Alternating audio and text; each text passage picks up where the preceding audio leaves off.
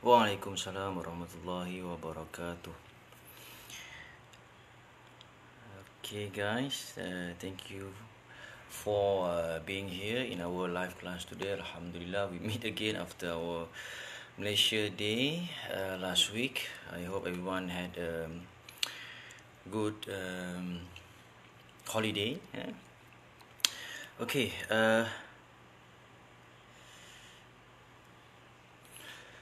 Let's continue our topic today on chapter 6, main provisions. Right.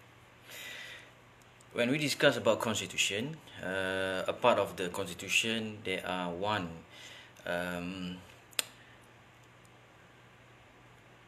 we can call allocation, focusing on main provision. What is main provision? And peruntukan utama, right? Things that really matters, and as citizen we need to know about it. Again, alright. Let's look into the point. Okay, actually this is a very simple topic, very easy one to understand, and compared to last time, it might need you to go through it several times, but this one, and if you look into the point, you already can guess what is we going to talk about, and some of the point it might be very short discussion only. For example, like number one, we have language. As you know, our main language and official language within this country is Malay language. Only several other sub point I'm giving here because it's mentioned in the textbook. Okay, and then we have the special status. Of course, this country, even nowadays, we are facing several issues. Why this race, Malay race, they want to fight back. They make some maybe a little movement and try to make it very big one, a big impact to the country, so that other race understand.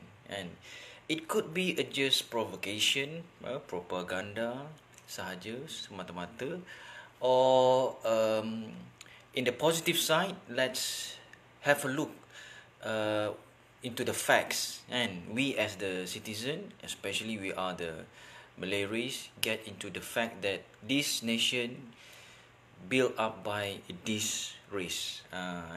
It's not that we want to go into the racist part or the racist influence, but just to get the information. Jangan sampai kita racist pula sebab negara ni dipanggil Malay state one of the time, dipanggil tanah Melayu, dan memang betul inilah dia tanah, inilah dia the land.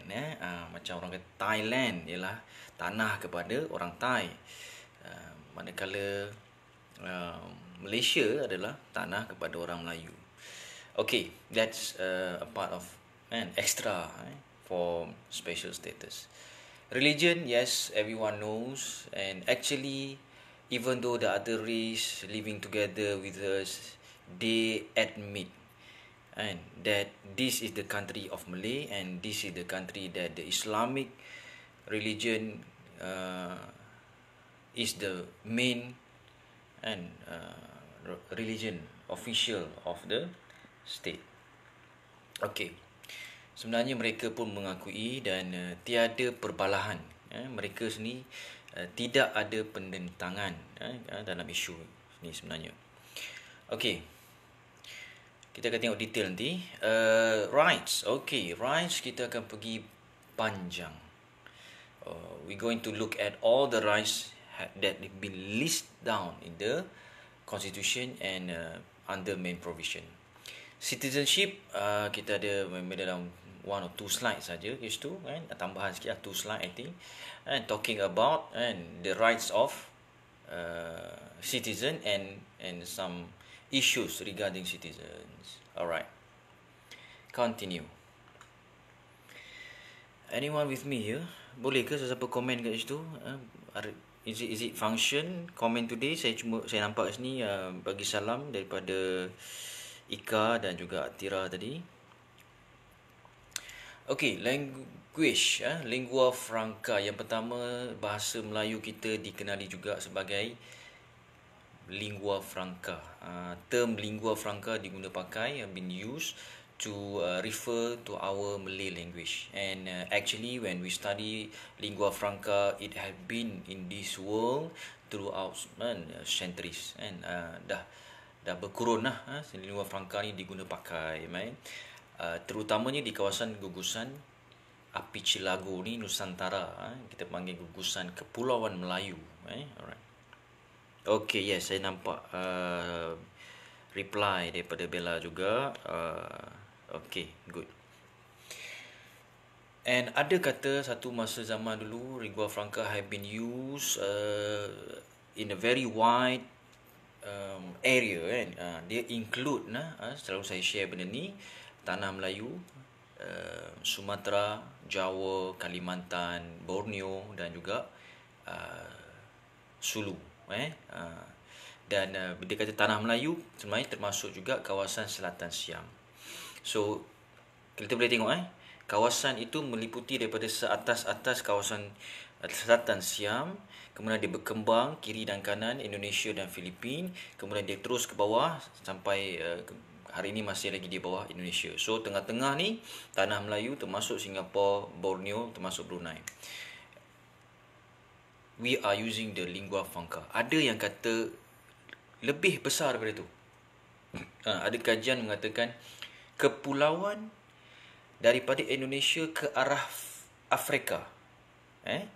Maknanya daripada Indonesia, Sumatera menuju ke Afrika, ke arah barat, kan. Kepulauan sekitar itu, kan, sampailah ke Cape Town, Afrika tu adalah penguasaan lingua franca katanya, pada satu zaman.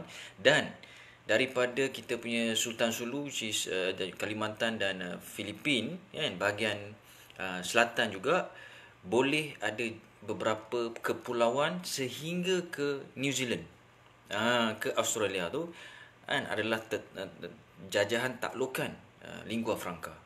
So at one point we the Malay language have been used so wide. Okay, alright. We are proud of that, and we hope that we keep continue on using the language and spread the uniqueness of the language without left out with the international language, which is the English one. Kita tahu hari ini penggunaan bahasa English secara antarabangsa sangat meluas. Tanpa menafikan keadaan itu, kita cuba juga mengetengahkan penggunaan bahasa Melayu, seperti mana negara lain, bahasa lain yang contohnya seperti France, they are really proud with their own language. Japan or Korea, Chinese itself, okay? And they spread the information, kan. Kebanyakan negara kenal lah bahasa-bahasa ni. Okay, continue on the uniqueness. Uniqueness, we're talking about certain issue, element. For example, like we have this Jawi, bahasa Jawi, bahasa Jawi. It's very unique because it's a Malay language, but it's use the Arabic alphabets. Boleh write down this point, kan? Uniqueness of our language. Kita ada bahasa Jawi yang mana ia menggunakan bahasa Melayu dengan tulisan huruf Arab. I think you can search if you have time, and the only language that copied the Arabic alphabet. Compared to maybe Urdu, they say have some similarities, kan, macam even the Arabs country, tu normal lah, they are Arabs, but we are Malay, but we are using other language. They are using the Roman and alphabet, of course the English one, kita pun menggunakan macam bahasa yang tertulis depan skrin ni, kan. Dia adalah bahasa Western atau Europe, and kita pun nak guna juga, kan. So we are unique because we are using two writing style kan, especially Jawi. Okay, and that is why kan, kita boleh ketengahkan isu Jawi tapi bukanlah kita fanatik. Okay, we want to upgrade and update the standard of Jawi. We want to spread it, and especially when Jawi is using the Arabic alphabet. Arabic alphabet is a Quran writings kan. Okay. Next, national use, yes, adalah penggunaan negara kita secara rasminya. Sepatutnya bila urusan rasmi kerajaan memang menggunakan bahasa Melayu. Cuma hari ini ada kelonggaran, kita juga boleh menggunakan bahasa lain, especially English, because we recognize that language and we are using that language too sometimes when dealing with the ministry, the government. Okay, alright.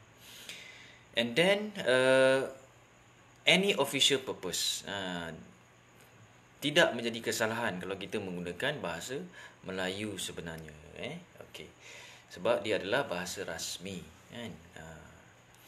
Cuma kan, disebabkan itu mungkin juga ada sedikit kelemahan, because when we allow everyone to learn our language, yes, and we want everyone to use the language, at the same time we might need to learn other languages too kan. Kita juga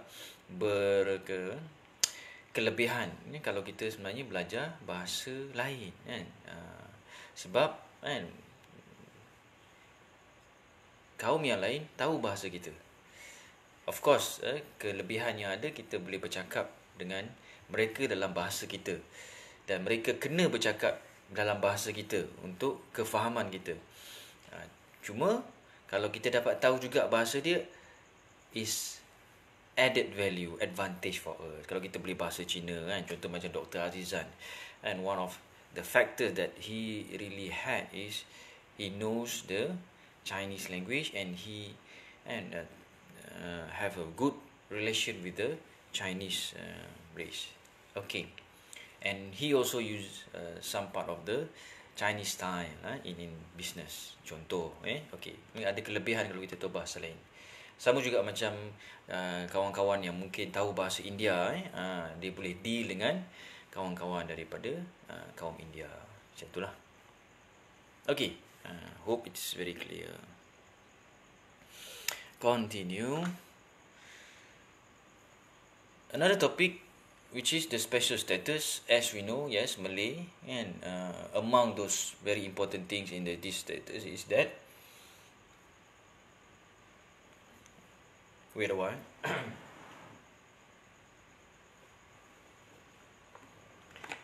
Sorry.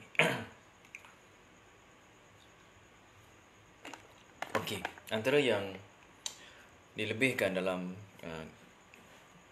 status istimewa orang Melayu ialah kita ada majlis raja-raja kan?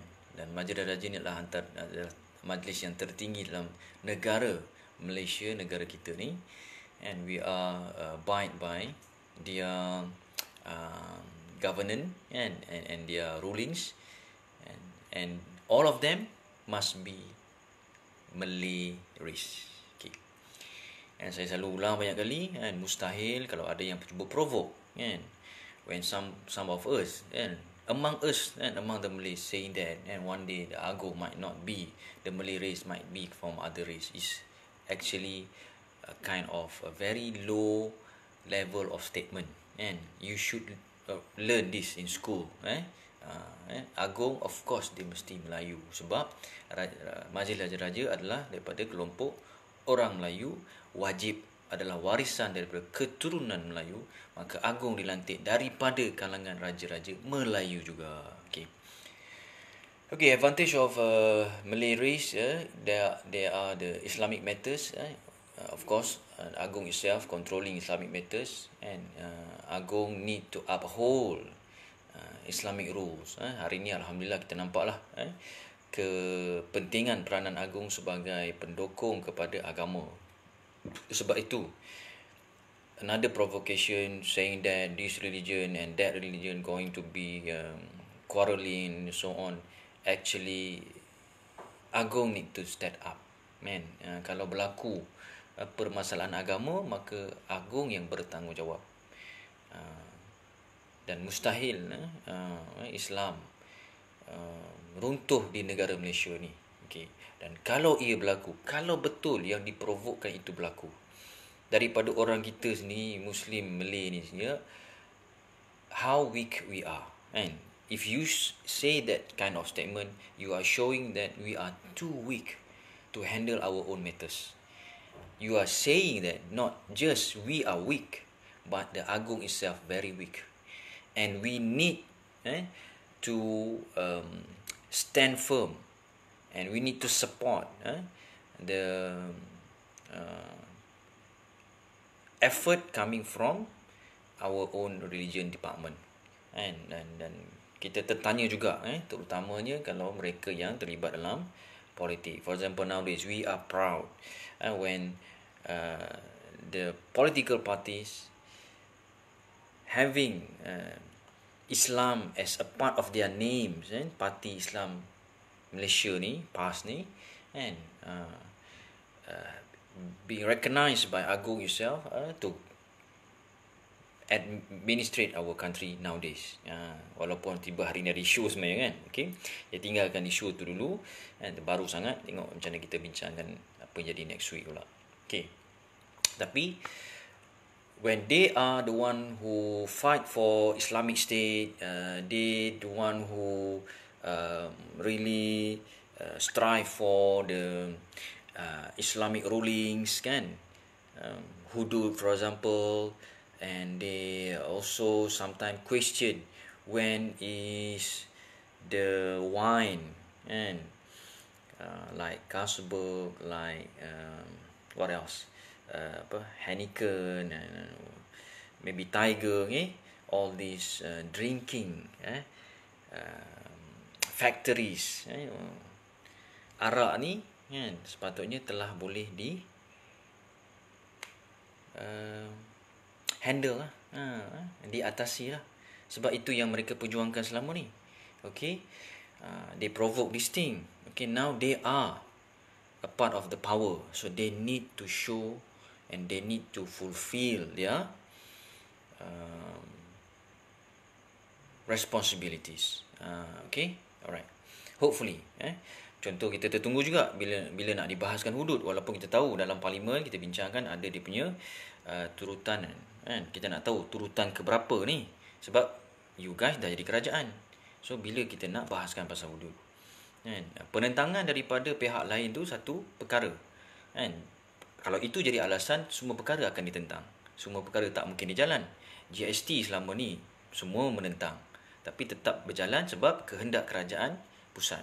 So kerajaan pusat kita dah Islam, majoriti, paling ramai pula tu kali ni, kan? So including kita panggil apa, Muafakat Nasional dekat situ, that really uphold Muslim and Malay. So please, we hope it going to be realized, and we are waiting for that. And continue, keeper of royal seal. Ini kita panggil penyimpan mohon besar raja-raja. Okay, yang ni biasanya keluar masa kan Ramadan dan juga Syawal, kan? Penyimpan mohon besar raja tadi akan announce, and very important issues, especially puasa dan raya. Okay, tu sikit je lah, tapi dia di-highlightkan sebab memang ada kita cerita pasal penyimpan mohon ni. Next, any question? Okay, anything you can just leave a comment there. Religion, yes, we know Islam. I think we are among the Islamic country that really shows that Islam is a part of our constitution. Memang antara negara yang meletakkan agama Islam tu di dalam perlembagaan. Dia juga dipanggil agama persekutuan, kan? Ada orang menggunakan perkataan agama rasmi, official religion, but sometimes they are also using federation religion.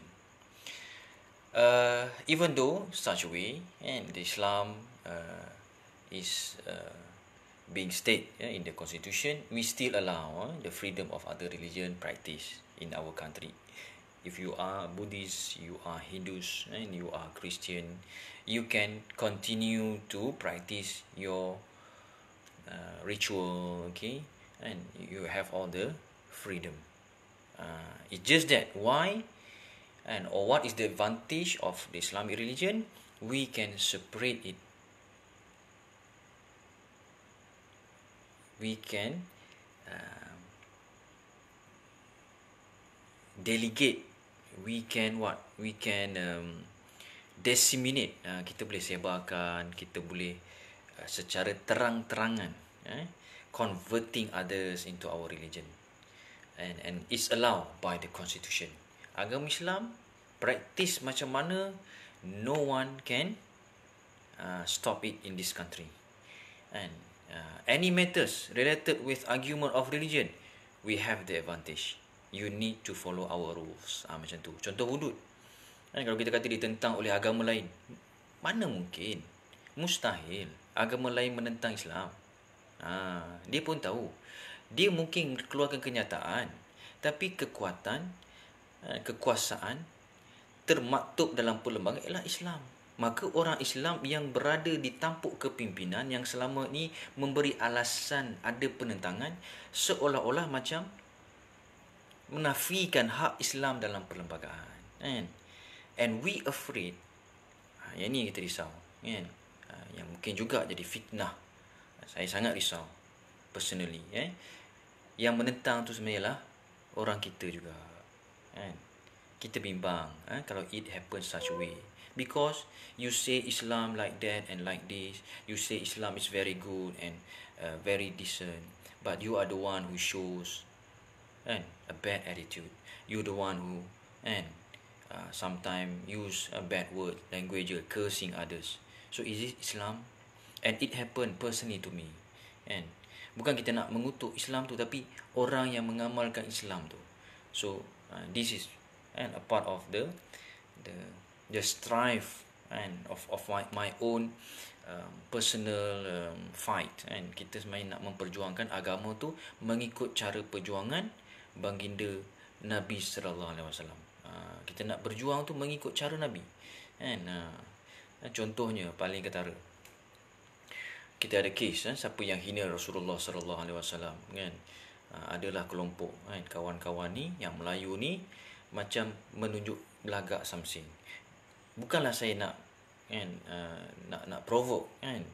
Tapi kalau you tunjuk kesamsingan Islam, Muslim itu, adakah itu yang sepatutnya ditunjukkan?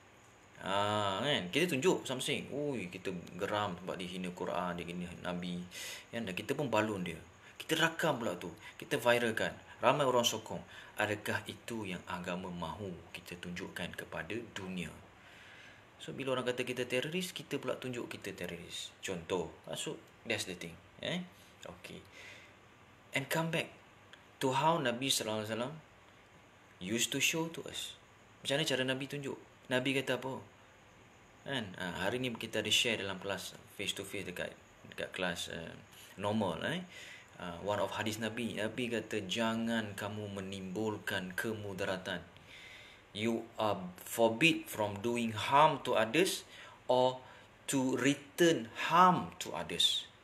Nabi kata jangan kita melakukan sesuatu perkara yang memudaratkan orang lain, yang menjadi ancaman dan bahaya kepada orang. Juga jangan kamu mengembalikan ancaman itu kepada orang. Maksudnya kalau jangan kita mulakan, dan kalau ada orang mulakan, jangan balas. Sampai tahap macam tu Nabi kata avoid from, and you pay badness with badness. Walaupun boleh dalam satu perkara, tapi Nabi larang. Sebab Nabi sendiri menunjukkan satu akhlak, adab. Berapa ramai orang yang menghina Nabi sendiri, tapi adakah Nabi pergi hentam mereka? No. Ada orang baling najis, kita pernah dengar. Ada orang pernah pukul, ada orang pernah maki, ada orang pernah kata ludah Nabi. Kan? Baling batu pada Nabi. Nabi ambil balik-balik. Nabi ludah balik. Kan? Adakah Nabi ambil balik najis tu dan tabur pada dia? Kan? So if you really love your religion, you should follow the one who loved by Allah. You should follow this lovable person. Ya, kita patut follow kan caranya. Okey. Ada soalan daripada Ika. Penyimpan mohon tu apa function? Okey, apa function? Kalau ikutkan antara function yang disebutkan tadi itu ialah mewakili majlis raja. Okay. Untuk perkara lain kan, jarang pula diketengahkan sangat. Kecuali mungkin bila berlaku darurat dan sebagainya kan, kita boleh menggunakan penyimpan mohon tadi. Mungkin juga penyimpan mohon ni ada influence kepada majlis raja. Cuma dia bukanlah yang berada di pihak hadapan. Biasanya penyimpan mohon ni dia berada di belakang majlis raja itu sendiri. Cuma sebabkan kalau dia berada di belakang, seolah-olah macam langsung people akan hilang pengetahuan tentang penyimpan mohon, maka untuk kes Ramadan dan Syawal diketengahkan. Itu saja. Supaya orang kenal ada penyimpan mohon, nak iktiraf kan. Sebab kan most probably they are getting a lot of paid through the government, and so they need to be function. Of course, they are functioning within the royal family, but all of this have sometimes be disclosed by them. Mereka mempunyai fungsi besar dalam keluarga kerabat diraja, cuma berita dan juga peranan mereka tu kebanyakannya telah disembunyi dan disorokkan lah. Sebab kaitan dengan kerabat diraja ni yang elok disebarkan, yang mungkin ada permasalahan akan ditutup segera. So kind of advisor, kata mudah, penasihat kepada majlis raja, macam tu. I hope you get it. Okay. Panjang sebenarnya nak cerita pasal kerabat raja ni, dan ada juga lecturer yang memang dia go through detail, sebab dia mungkin sebahagian daripada peminat kepada kerabat raja ni, golongan kerabat. But kita ada banyak lagi sebenarnya pengetahuan yang patut kita ambil kisah berbanding kalau nak tahu berkaitan dengan penyimpan mohon. Setakat yang kita patut tahu, that's it lah. Syawal and Zulhijjah untuk raya, dengan juga Ramadan. Okay. Alright, continue.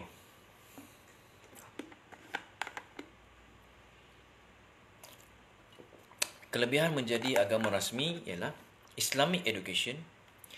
Pendidikan tentang agama tersebut yang termaktub tadi memang wajib kepada semua Muslim di negara ni. And the spreading of this Islamic religion is a must and should not be questioned by any others. Maksudnya, okey, ada warning pula kat handphone saya ni. So sorry, mungkin kita akan segerakan. Alright. And sepatutnya semua orang yang beragama Islam mendapat pendidikan Islam selayaknya, sepenuhnya. And this might be questioned back to us, because as Muslim in this country, we need and we are eligible to get Islamic education. The question yang arise, which adakah kita mendapat pendidikan Islam secara sepenuhnya dan sepatutnya, kan. Dan kita selalu juga tengok kawan-kawan yang beragama Islam tetapi pengamalan Islam tu seolah-olah macam terlalu rendah. Kita macam kata negara Islam tapi di manakah pengamalan Islam tu? Okay. Contoh alright. That is why kita ada masjid dan kita ada Baitulmal yang diberi banyak peruntukan. We have all the allocation, all the budget goes to the mosque and Baitulmal. No other religion can question this one. Of course we do allow budget goes to them too. But if the budget goes a lot for our religion, no question being asked by other religion. Yang persoalkan mungkin kita juga, itu saja. Kalau ada persoalan, tapi jaranglah kita dengar isu ni. Masjid dan Baitulmal. Dan pada satu peringkat, pembangkang satu masa dulu Pakatan Rakyat dan juga Pakatan Harapan pernah memberi banyak peruntukan kepada masjid, kan. Dan sekarang PAS pula perintah, so sepatutnya lagi banyaklah, kan, peranan masjid itu diketengahkan, termasuk Baitulmal. Tolonglah bantu orang Melayu Islam di negara kita. Okay, alright, continue. Citizenship. Okay, ini mudah saja. Cara untuk menjadi warga negara Malaysia. Number one, kita panggil means of law. You are automatic become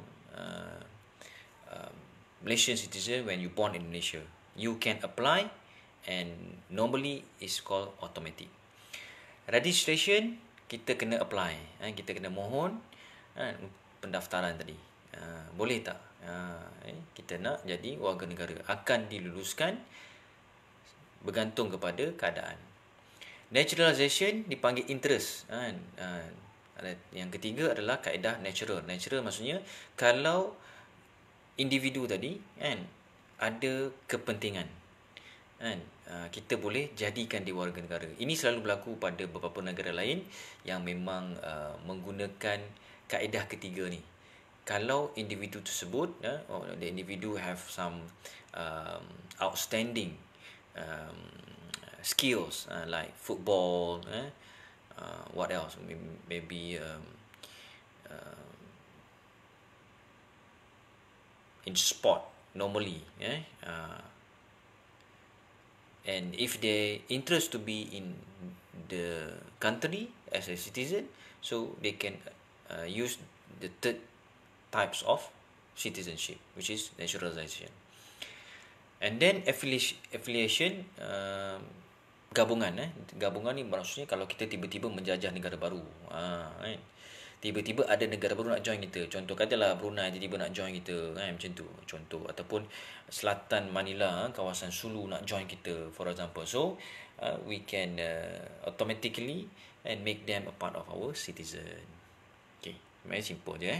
Okay, next. Ini losing, kalau kehilangan ataupun boleh dilucutkan warga negara if one of the citizen had another foreign citizen. Dia ada dua warga negara, so kita boleh lucutkan. Bukanlah semestinya lucut, boleh, bergantunglah kepada keperluan negara. Disloyalty, kalau dia kita sabit perbicaraan mengatakan dia telah hilang kelayakan sebagai warga negara kerana dia tidak setia, disloyal. Betray, dia khianat, mungkin dia adalah orang besar dalam negara dan kemudian dia membocorkan rahsia, boleh lucutkan. Commit offence, ada kesalahan besar, terutamanya mungkin jenayah, kita boleh bicarakan dia untuk lucutkan jawatan dia atau warga negara dia. Resident at overseas, dia duduk lama sangat dan kita tak perlukan dia, dia pun tak perlukan negara kita, so kita boleh lucutkan kalau perlu. Kalau dalam beberapa kes macam itulah keadaan dia.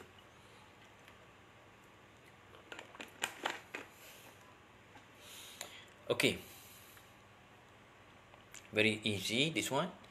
Okay, now we're going to look at the rights. Very long one. I hope you can be aware here. Number one, the Malay rights.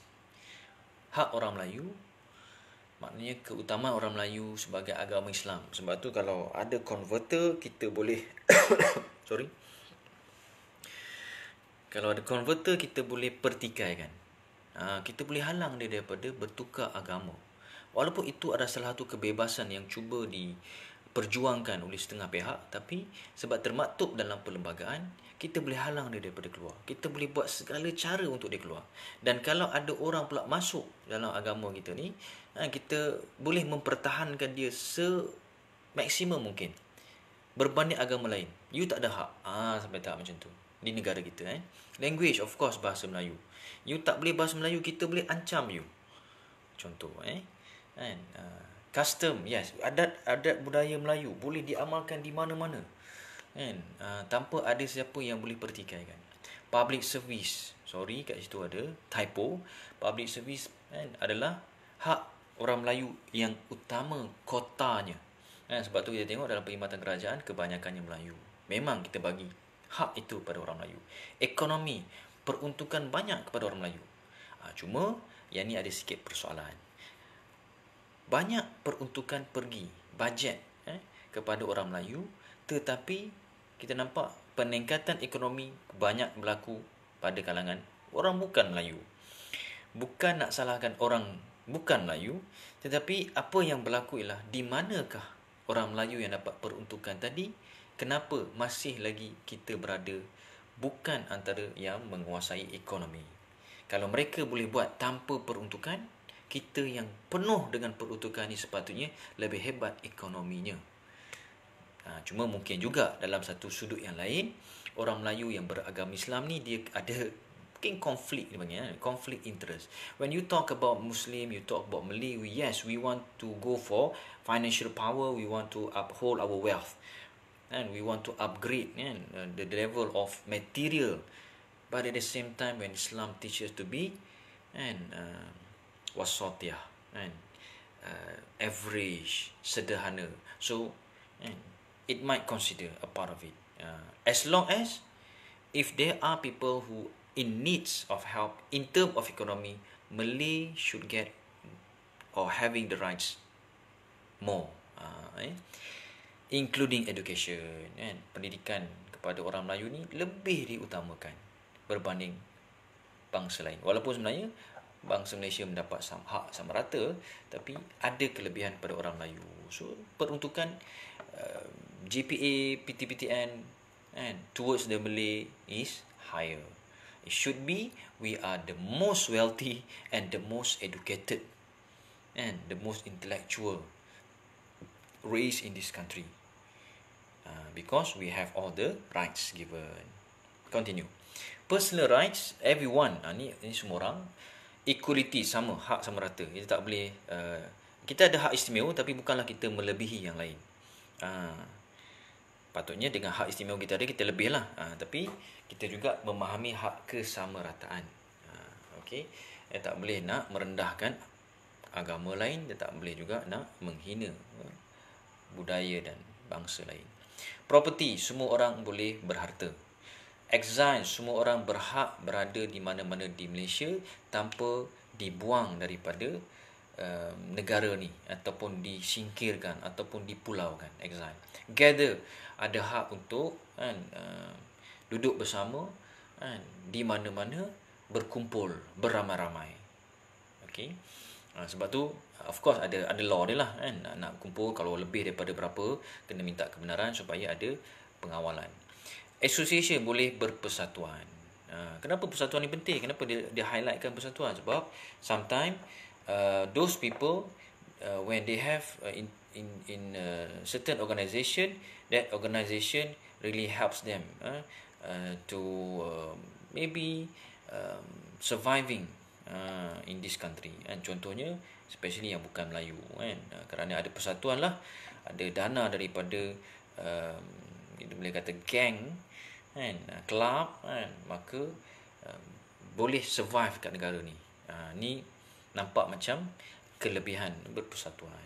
And of course, when you have association, you might give more priority to the members of the association. Macam tu.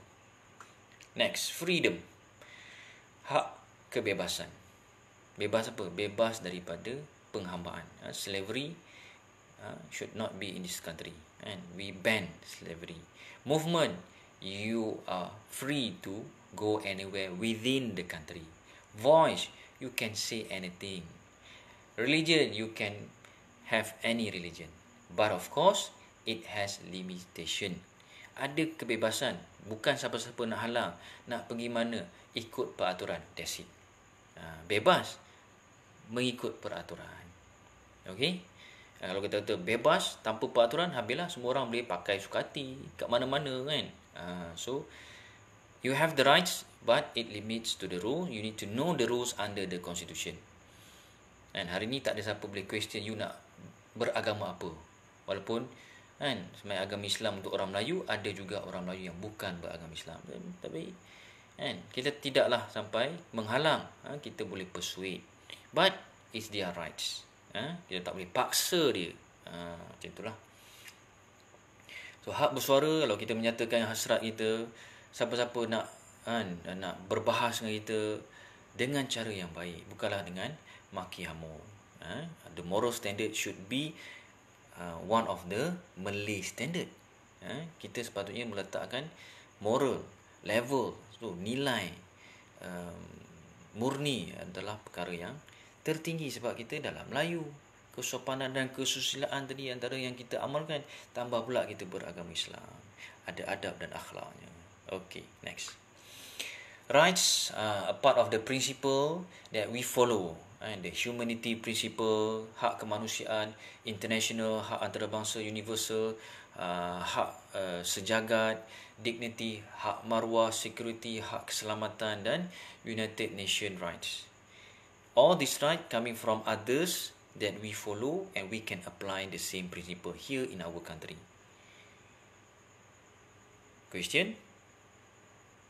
Details, you can have the books, kan? Cerita pasal books, nanti boleh set time sekali lagi dengan saya. Okay, finish. Any question so far? Ada soalan?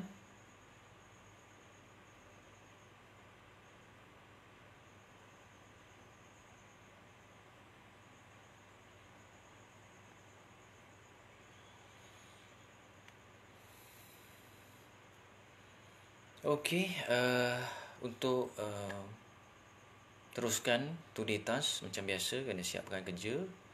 The last hour yang kita ada, sejam yang terakhir ni, choose 5 rights. Pilih mana-mana hak di atas. Hak ni bukanlah maksud satu persatu slide ni, tak mana-mana kat sini. Kalau kata nak pilih, boleh 5-5 kat sini pun boleh. Pilihlah. Ataupun 5-5 kat sini boleh. Ataupun kat sini. Any 4 big proportion of the rights, you can choose any 5. Okay, tak ada soalan, bagus. Kan, kita apa yang dan kalau boleh apa yang berkaitan dengan kita, senang. Contohnya apa dia kata? And make speech and put it on voice note. Kali ni saya nak menggunakan voice note. 5 minutes. Kalau kita bahagikan 1 minit untuk satu rights. Normally going to be more than that. Okay. Sorry. What you can do is that like this. And for example, you want to talk about, let's say, Malay rights. Okay, I'm really into the Islamic right because we should uphold our religion. So talk about it 1 minute at least. You want to go for 2 minutes, 3 minutes, your choice. You want to talk about our custom.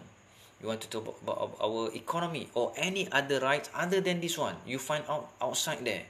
Sebenarnya ada lagi hak ni, hak sebagainya. You boleh tambah.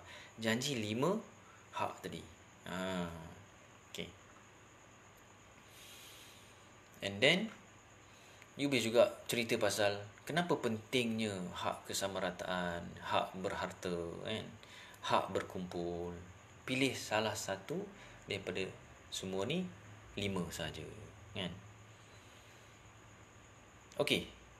Is there any other question? Saya ingat senang, kan? Okay, talk about your rights, and you can talk about your right as a student, your right as a workers, your right as family members or a citizen in certain state, and your right to be with maybe someone kan, you're right to do business. Okay, maybe you are talking about certain issue, you can add up as long as it's 5 minutes 5 rights.